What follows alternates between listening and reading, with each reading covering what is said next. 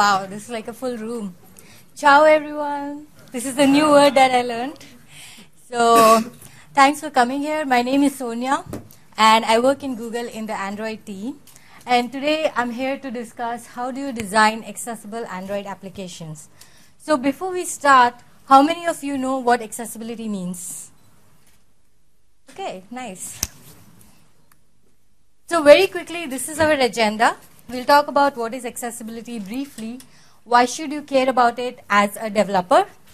What are the features that are already there in the Android framework? And as a developer, how do you go about implementing it, testing it, and debugging it? So some people may have special needs. So for example, they cannot hear too well.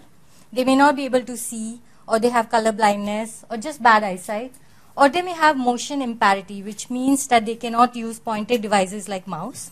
And accessibility is generally used to define people who have these special needs. So you'll ask, like, why should I care about it as a developer, right? So you slog a lot, you create a great application, you do a lot of whiteboarding, you do user studies, and finally you might have multiple motivations behind this. You may want to become rich, earn a lot of money. You may want self-satisfaction, or maybe want to change the world. Or you may just have some other motivation that, yes, I want to become famous, right? Whatever be your motivation, reach is the most important thing. So when you have created a product, you want that a lot of people should actually use your product and maybe buy it. You will be really surprised that nearly 1 billion user out of 7 billion population have some or the other kind of special need. So it's very, very important that you create accessible applications to cater to such a large group. But it's not only about these special needs, right? Every one of us, we don't use all of our senses all of the time. So for example, if I'm driving, if I'm jogging, sleeping, I cannot look at the phone screen. I may rely on the audio feedback. Similarly, when I'm in a meeting, in a theater, I cannot always rely on the audio feedback, and I might put my phone on vibration mode and rely on the haptic feedback. So when I say that as a developer you design for accessibility, what that means is you have to provide different feedbacks to the user in all the different ways that is possible. So you will provide visual feedback, audio feedback. Audio feedback is not only the sound, it's also the audio tones that you hear. So for example, when you get a notification, you hear a sound, right? Those are also the auditory feedback. And haptic feedback, which is vibration. And you can do multiple things for vibration. The whole phone can vibrate, or you can also design in your application that when the user touches certain type of buttons, labels, you get different vibration feedbacks. As of now, there is no taste and smell feedback, but go ahead and invent it. So Android already has accessibility. And if you go in the settings menu and click on accessibility and turn it on, then all the user actions that you do, like you click on a button, you scroll up, down, etc., and all the system actions like going to the home screen, having the navigation button, all these actions are generated, and these events are passed to service. Now there are two services that are already inbuilt in the Android framework, and these services then provide feedback to the user in all the possible way we said. So the two services are TalkBack and BrailleBack. How many of you know about the TalkBack service here? Okay. So this is an inbuilt service which is providing feedback to the user in all possible ways. So TalkBack is giving audio feedback, haptic feedback, and of course spoken feedback. And BrailleBack is mostly used for using your Braille device as input-output. So people who cannot see, they actually rely on Braille device a lot. So using BrailleBack, when you have connected this Braille device, either using USB or Bluetooth, you can use this device for input and output. So accessibility was there in Android right from Donut onwards, and we added different features in every new release. So prior to Ice Cream Sandwich, the biggest feature that accessibility had was text-to-speech API. So as the name suggests, basically it's providing you the spoken feedback. And these APIs are available, so you can use these APIs even in your applications. And as a user, what this means is that I can hear spoken feedback. I can also go to Google Play, and I can download different kinds of voices, different kind of languages, different kinds of accents based on my need. And if I don't like a spoken feedback which is very fast, I prefer it to be spoken very slowly, then I can also control the speed of the spoken feedback. So that's the advantage from user point of view. And we had many other features like large text. So if you have bad eyesight, you can enable large text all over the screen, etc. Or you can just disable screen rotation. Now here the problem was that the text-to-speech API, it will only work for people, or rather for controls, which are focusable. So if your view elements are focusable and then the user is using or going to them using your D-pad or keyboard, only then you will get the spoken feedback. Now a lot of new devices were coming, right? Like these, they don't have any keyboard. So there is no QWERTY keyboard, there is no trackball. So how do you give spoken feedback for these devices? So in Ice Cream Sandwich, we introduced something called as touch exploration. What that means is when you touch on the phone screen, whatever is below your fingers will provide spoken feedback. Now there is a disadvantage to this. So take for an example, you have an application, you have students here and you have their marks here. And now a person who cannot see is trying to touch a student name and then trying to find out how much marks he scored. So I could first click on student A and then I can go in straight line and then go and read student B's mark, which is not a good experience, right? So what's needed here is that you want the student and the marks to be read together. And this can be done by doing view hierarchy. So you understand that in Android, you create layouts in your application. And in that layouts, you will have a parent and child relationship. So you can do things there, and I will explain that in much detail later. But you can do things here such that the student and the marks, they're always read together, whether the user clicks on student or on marks. So that will provide you meaningful feedback. Now, till now, you had to make each of your elements focusable. So as a developer, you had to go and say, okay, this view button is focusable true. You should even specify the traversal order. So we wanted to make life easier for developers, and that's why in Jelly Bean, we introduced something called as accessibility focus. What this means is that the system itself is adding focus to all the view elements. So each of your button, each of your view element is now already focusable. And you can see what is focused by seeing this yellow rectangle. So as of now, you know visually that yes, this clock is focused right now. And you will also hear the spoken feedback that yes, it's right now clock. Similarly, all the user actions like clicking, scrolling, everything is now called accessibility events. And the best part is that you can do all these accessibility actions using gestures. So say I want to go from one element to another, I can just do swipe left and swipe right. Similarly, I can do some L kind of gestures to go to the back screen. I can do some opposite L kind of gestures to go to the home screen. And I have gestures for each of the screens. There was one more thing added called Global Context Menu, which was added in Jelly Bean. Again, you don't have to go to Settings, Accessibility, and then turn on accessibility. You can just do this some global gesture and you can directly pause, talk back, or enable it. You can directly read everything that's available on the screen from top or spell the last item. So this just makes navigation easy for the user. And I'll demo all these so it becomes more clear. Another item that was added was magnification. So anywhere on the screen when you triple tap on the phone, the whole screen will magnify. And you will triple tap again, it will go back to the normal screen. This is also great for debugging, right? Say in the whole screen you cannot see a certain element. You can just triple tap, zoom, read it, and then go back to the normal screen. I don't know how many of you know, but in US at least a law is passed that if you have videos in your application, then you have to provide captions. So captions is really needed, and to make life easier for developer, we added caption preferences. So in the settings, as a user, I can go and specify that, okay, I want captions in this particular language. I want this kind of text. I want this kind of background.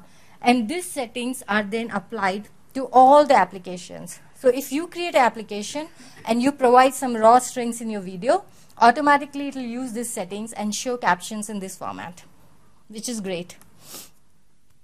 JustSpeak is another service that's added, and you can download this from Google Play. So every time I used to give accessibility talk, people used to ask me like, why cannot a person just speak to the phone and say that, okay, like do some important commands like open browser, go to home, or connect your phone to another phone using Bluetooth, which will be very useful, especially when you're driving, right? So just speak just allows you to do exactly that thing. So you can speak some commands. You can say browser and the phone will automatically go to browser. And many more such things. So let's see a quick demo. And I'll make it. Okay. So this is my phone and there might be a small lag. So I go to settings and I can see accessibility. And you can see all these services that I talked about. You have TalkBack, BrailleBack, and Just Speak.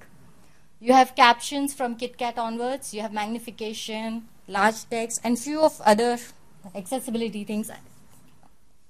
So let's see large text. If I enable it, you see that the text becomes larger, right? Similarly, let's see magnification. So now that magnification is on, I can just triple tap on the phone and the whole thing magnifies. And then you can pan around the whole phone with 2 fingers and see wherever you want to see.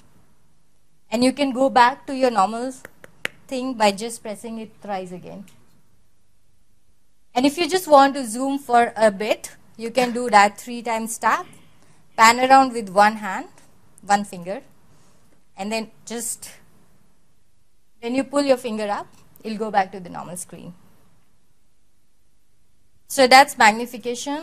Let's see captions. I'm going a little fast because I know that I started a little late. So if the speed is a problem, let me know. So captions, you can select how you want to see captions, right? So you can change the language. You can make it, say, Filipino, which I don't think any of us will understand here. You can change the text size to maybe normal. So it look like this, and you can even change the background and the foreground color. So if you like blue color or maybe yellow color, like one of my friend, so you can just select different colors and different text sizes, and all the captions in any of the application will then follow this format. Okay, let's see Just Speak. So now Just Speak is on, but when I'm speaking, it's not really doing anything, right? So you have to click up and then speak to the phone. So let's try it. Home. Going to home screen. So that's just one simple command, but then you can do a lot of other commands like this. What else? Let's see how BrailleBack works. This is another feature which was added in Jelly Bean, and the most important thing is that this Braille devices are very expensive. So each device will be somewhere around $2,000 minimum. So as a developer, you don't really want to buy a lot of Braille devices, right? So you want something like a virtual Braille device for debugging, and then once you have tested everything, maybe you can buy one Braille device and test on that too. So when you turn it on, you see a virtual Braille comes below. So if you understand Braille language, you will see that it changes based on what you select. So say you have selected something else, you see the dots are changing, right? You select Just Speak, you see it again changing. So this is showing the actual Braille. So of course you have to understand Braille to know this and debug, but then you don't need an actual device for it. So let's turn this off. And very quickly, the main accessibility service is TalkBack, which is providing you spoken feedback. So when I turn it on, the phone will start speaking to me. Let's just switch BrailleBack off.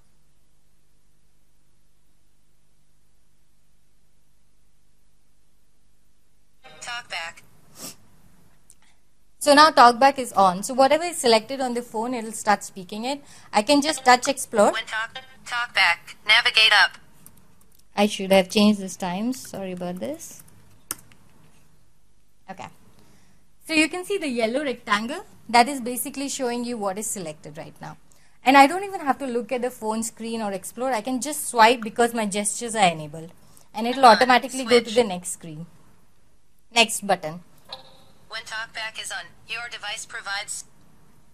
So this is magic, right? You can see this is basically selecting proximity sensor and automatically stopping the talkback. So when the talkback is speaking everything and you just want to stop, you can just put your hand up. It's using this proximity sensor. Settings. And say you hear something which you want to launch, then you can just double click anywhere on the phone. TalkBack settings. And that gets launched. So to show you something called as gestures, you can do a lot of different gestures. So in a list, if you want to go up and down, you have to use 2 fingers. Speech. If you want to just go back, you can do some L kind of gestures. So go back, go back. Settings. If you Backup and reset. Accessibility. if you want to read everything, say what's available on the screen, you can do global context menu and just read from top. Settings. Security. Language and input. Backup and reset. Accounts.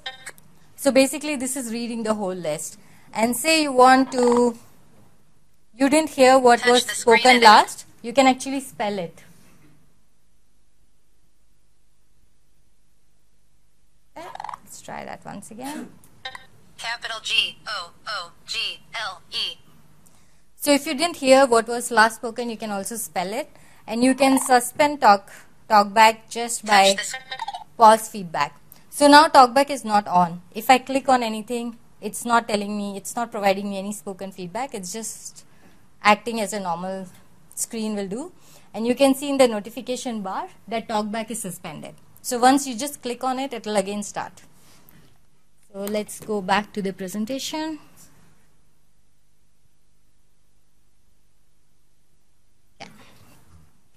So framework provides you all this setting and accessibility, but there are a lot of other things that you can use as a developer.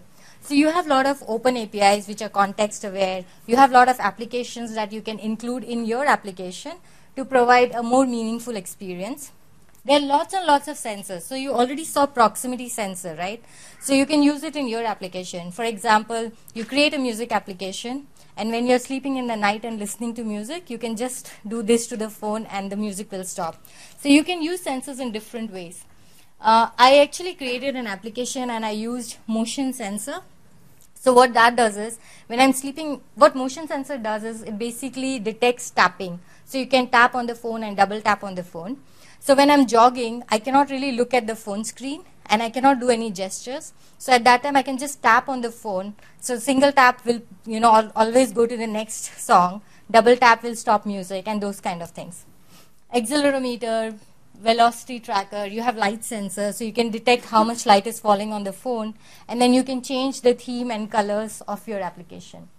So always people used to ask me that all this will, consume a lot of power, but in KitKat we added something called as sensor batching.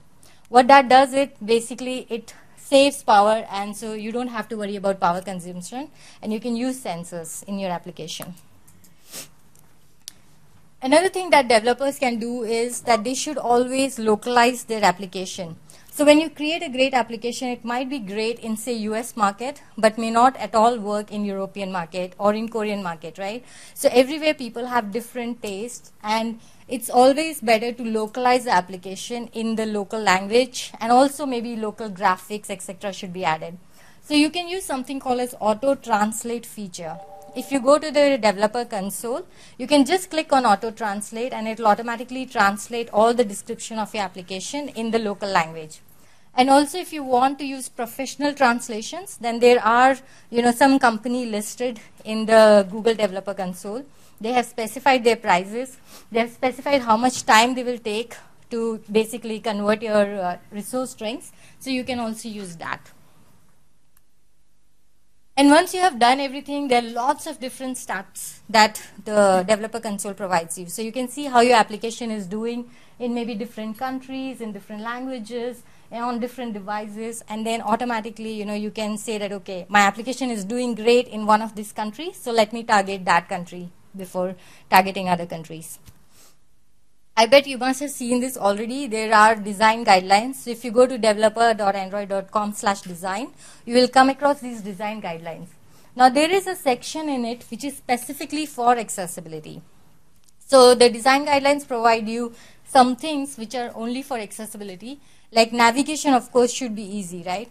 It should be easy always, but for a person who cannot see, it makes much more sense that navigation should be very, very easy. Everything should be able to be done in one click or one swipe. We also provide you some touchscreen sizes. So we specify that the widgets should be of a particular size. We specify that the button should be of a particular size based on a lot of user study. So I recommend that check these out and then use these recommended sizes. Anybody knows what timeout control is? Basically, you use toast message, which is shown for a little bit and then goes away. Those are timeout controls. So you may use timeout controls in your application, but always make sure that you have some kind of an alternative spoken feedback for people who cannot see. And the most important is labeling your elements. This is the most important thing. So how you label and what kind of labels you add to your buttons, view elements, etc. are providing this spoken feedback. So it's very important to really label correctly. If it's just a decorative image, then don't label it, make it null. If it is like I gave an example of student and marks, then maybe always label it such that these are spoken together. So always provide like less chatter but more meaningful feedback. So now we come to the interesting part of what you should do as a developer. And before that, we'll see one example.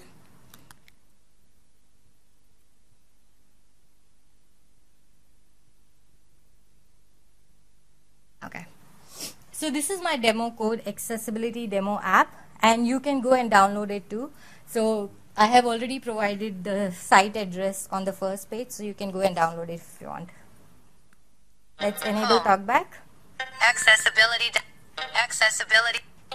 content descriptions, inaccessible, showing text keyboard.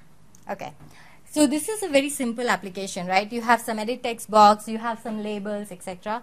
And then you want to see that, okay, how you can make, what can you make out from a sighted user viewpoint? You can just see that, okay, there is some kind of maps, there is some kind of people, maybe so something social, but you cannot make out much. Now imagine a person who cannot see and is trying your application. So content description, button 13, unlabeled. Button 13, unlabeled. So they have no idea what this is. Button 52, unlabeled. Go button. Edit box. So as a person who cannot see, they cannot absolutely understand what is there in this application and what are you trying to do, right? And this is a really, really bad example. And you can fix it in a very easy, simple way. Keyboard. So let's see a fixed version. Content descriptions, fixed, showing text keyboard. So there is a slight change even for the sighted user, right? You get a hint in the edit text box. It's saying search for deals. So you know that, okay, this is some kind of a deal application and I have to type something to search for deals. Now for a person who cannot see, let's see what happens. Edit box, search for deals. So even for a person who cannot see, they're getting this hint. They're saying that, okay, this is an edit text box and there is something that I need to type here to search for deals. Now if they just keep swiping. Go button. Local deals button. So they know that this is some kind of a local deals button. So when they click on it, it'll be something like a local deal. Social deals button. Social deal button. So they get some kind of a hints, an idea of what exactly this button is for. And this is a useful example of the application. Now how do you go ahead? Keyboard. Accessibility. How do you go ahead and develop this in code? So you have to do few things in your code. It's pretty simple. You have to add label for all your view elements. So you will be adding label as Android : content description. It's describing basically, right? And you can add description either in the layout file or you can even use APIs. So you can do get and set content description. Now remember I said that for few of the images you may not want to add any label. It might be just decorative images. So you should still add content description as null so that you don't get any warnings when you use lint tool. So those are the main things. But for edit text box, it's a little bit different, right? You're also getting a visual hint. So the function is Android hint. So in code, this is how it looks. It's just a simple image view with no content description. Another with a content description and edit text box with a hint. So you will see Android : hint. Pretty easy in your layout file. Now what is the other thing that you have to do? As a developer, if you are creating an application which should work before ice cream sandwich, then you have to make sure that each of your elements are focusable, that you have to do yourself. And traversal order is there by default, but to be sure, it's always a good practice to make sure that you specify the traversal order. So you can do that very easily by just saying Android focusable as true in your code. And then you can specify next focus up and next focus down to specify what should come next, what should come next. So this is how it will look in the code. Pretty simple, that you have an edit text box and you have a text view. Both you can see Android focusable is true. And then because I want my text view to come below the edit text box, I'm specifying next focus down as this ID, right? It's clear, right? Pretty simple. Now, remember I showed you something that when you click on the large text, the whole text of your screen becomes larger. Now that does not happen automatically.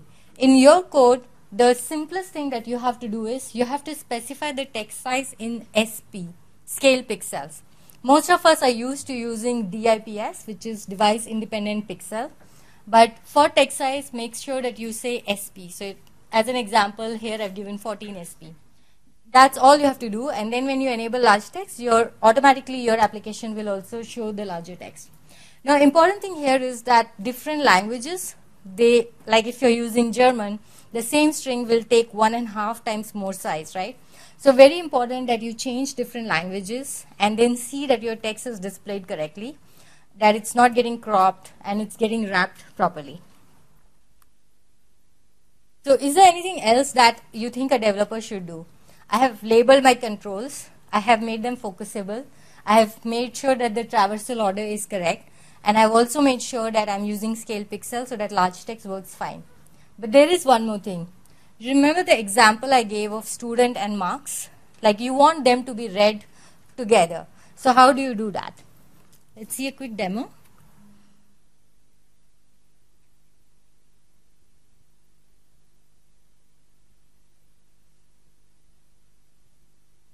Okay. Item grouping, inaccessible. Item grouping,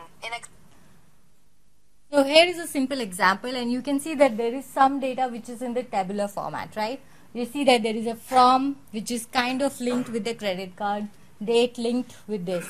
But as a user who cannot see, how does it appear to me? I'll just go and keep touching transaction different view details. elements. Date. So when I select date, only date is selected, and the audio feedback I hear is only date. But a better thing would have been that even when I select date, it reads out date as well as the actual date, right? Similarly, if I say status, Amount. it's selected amount. So, okay, if I say amount, it should have read the whole thing, and that would have been a better experience. Otherwise, what will happen, I'll select amount, and then I'll go ahead completed and select something totally different. So, I don't know exactly how they are linked. So, how do you fix it? Accessibility item grouping fixed. So, this is the fixed version, and here if you see, I select from credit card. The whole thing is selected, the whole list. So, and it's speaking the whole version too. It's saying from credit card. Similarly for other things. Status completed. Amount 120. So how do you do this in code? Back. Okay. So the important thing to do this in code is that you will have a layout file and you will have a parent container and then child elements. So where do you specify the content description? That shows how the spoken feedback is provided. So I don't know if you know about this tool. There is a tool called View Hierarchy Viewer. So when you have created a layout file, you can actually go ahead and open this layout, this View Hierarchy Viewer to see how your layout file looks. So as an example, you have this Google folder, right? Now in this folder, you can see that there is an image view and then there is a bubble text view. So this is how the View Hierarchy Viewer will show you. It's showing you that there is a folder icon which is focusable. So that folder icon is the whole thing. And then it has two child elements, a bubble text view and an image view, which are non-focusable elements. Now in your text, in your layout file, you can provide content description for all three. But how will that get spoken out? So I have an analogy to understand this, which is not a very good analogy, but this is how I understand it. So when you go to somebody's house, okay, and you like the couple, and then you talk with them, and you ignore the kids, right? Because you are liking your friends, you are talking to them, and okay, they have few kids, you just say hi, acknowledge them, but you don't really play around with them and talk to them, because the couple is very interesting. But when you go to somebody's house and you don't find the couple very interesting, then you ignore the parents, and then you talk to the kids. So that's my analogy to understand this.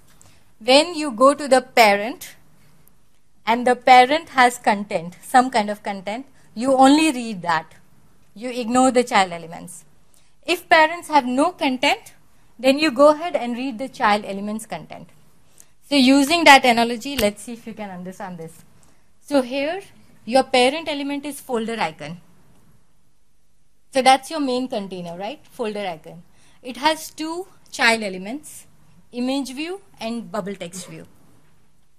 So what do you think will be the spoken feedback here, based on my analogy? Anybody? Very good, yeah. So good, all of you get it. So here it's very simple. Your folder icon, your base parent has a content. So that's all you will speak. You don't care about what's there in the child elements at all.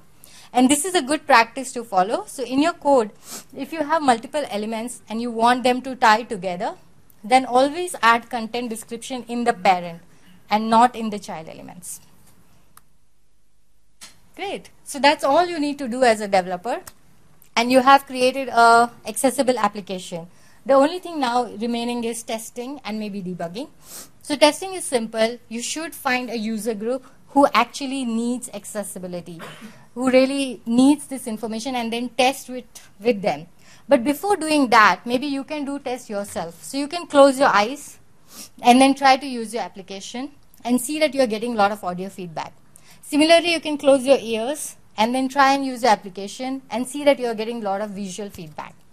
Also in your manifest file, you will specify what kind of platforms you're supporting, right? So based on the platforms that you're supporting, make sure that you are testing on each of those platforms. So say you have your application which also supports prior to ice cream sandwich, then you have to attach a keyboard, a D-pad, and test for focusability. Similarly, if you are testing for KitKat versions, and you have videos in your application, then make sure that you are testing for captions. So based on what platform you're testing for, you should try and simulate all those conditions. Again, in your manifest file, you will specify the screens that you support, the densities that you support, and whatever screen densities that you are supporting, make sure that you have devices of those screens and densities, and then you're testing on those. Debugging is pretty simple here. So most of you must have used Android lint tool. This lint tool will give you debug errors basically if you have missed out anywhere on the content description. So if your labels are missing, it will point those out. Similarly, you can enable accessibility specific logging. This logging is not the normal logging, it's accessibility specific errors and warnings. So you can go ahead in accessibility, talkback settings, developer settings, and enable that logging. And also you can use virtual braille display for debugging. Great. With this, we kind of completed our session. So just to summarize, these are the must-do from developer's point of view. You have to, sorry, somebody's testing it already? Okay, nice. So you have to label your controls. You have to make your controls focusable and make sure that the traversal order is correct. You have to specify the text in scale pixels, and you have to logically group your UI elements. And if you have videos, then make sure to add captions. And this is your good to have summary list. Always provide feedback in all the possible ways. Haptic and even sensors are something which you should explore. Evaluate sensors and try and follow the UI guidelines. And most importantly, I think, always localize your application for different geographies and try to reach to the global market. Hey, thank you so much. And if you have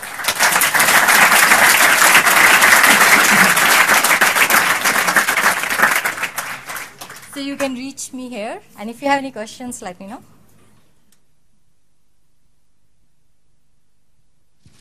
Any questions?